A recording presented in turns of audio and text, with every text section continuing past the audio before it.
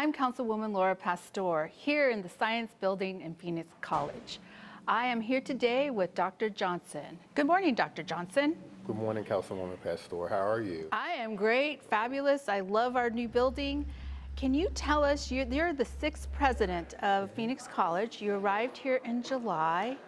And my question to you is, why Phoenix? Wow, so why Phoenix? So actually, I have to say I've watched Phoenix grow and develop over the last 3 or 4 years, and I've been just amazed by the diversity, the focus on industry, the tech hub.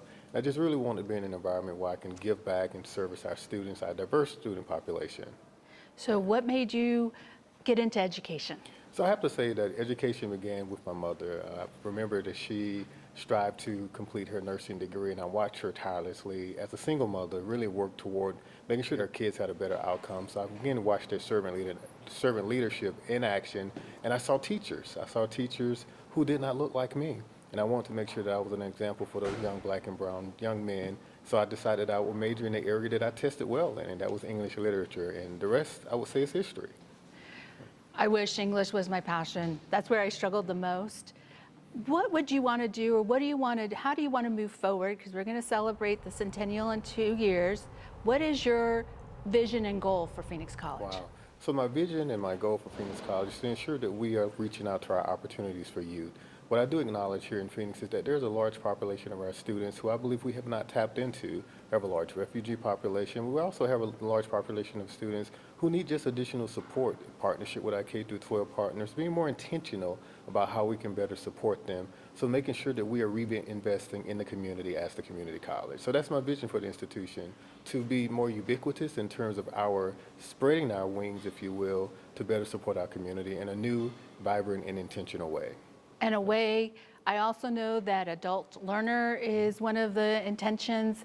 Also our foster care, partnering up with our foster care system, and where we bring in the city, the county, and the state, and look at ways to partner one-on-one with helping educating our community. Absolutely, absolutely. And in addition to that, one of the other areas would be our Department of Corrections. I'm really passionate about that population as well, because we hear so often about the school-to-prison pipeline and the disproportionate number of black and brown men who are in the penal system, and more of them are there than they are in higher education. So that's also a focus of mine as well, to make sure that we are supporting that student population through diversion programming such as education, but also to help ensure that we're reducing recidivism as much as we can by providing those certificated program opportunities for them. What are ways that the community, can you talk about how you're reaching out to the community, how you're partnering with nonprofits and businesses in order for them to know that Phoenix College is in the heart of the city, but also what Phoenix College can offer? Oh, that's a great question. So when I arrived here, I implemented what's called the first 100 days of listening.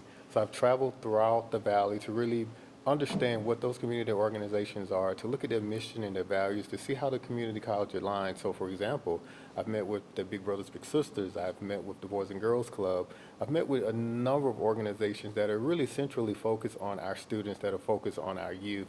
So what I'm finding is that there's great synergy, but what I'm also finding is that the community college has been a little dormant.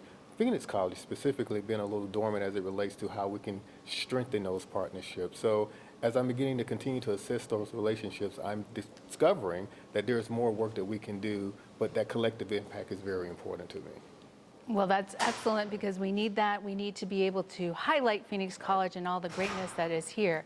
One of the questions I have is pathways. Yes. What pathways does Phoenix College have? I know that we're looking at the technology hub and the coding world, cybersecurity. Could you give me what Phoenix College is known for and where we're moving towards the future? Awesome. So it's so interesting that you mentioned pathways. As you know, the Maricopa Community College District is certainly intentional in terms of helping our students to be successful. So we've entered into what's called our Transformation Initiative, where we're looking at mapping programs to ensure that students, if they transition from Phoenix College or to another institution, that they can start here and or finish anywhere. But specifically, we're known for our health science programs. We have a beautiful nursing building that's located off of 3rd Avenue. We have a beautiful dental hygiene and dental assistant building that also includes some medical lab technology and a couple of other fields of interest in the health industries that's located off of 7th Avenue. So I would say we're primarily, our health science hub, but also we have a great criminal justice program as well, and just a myriad of other liberal arts programs that many of our students, our community leaders that are interested certainly should come by and take a look.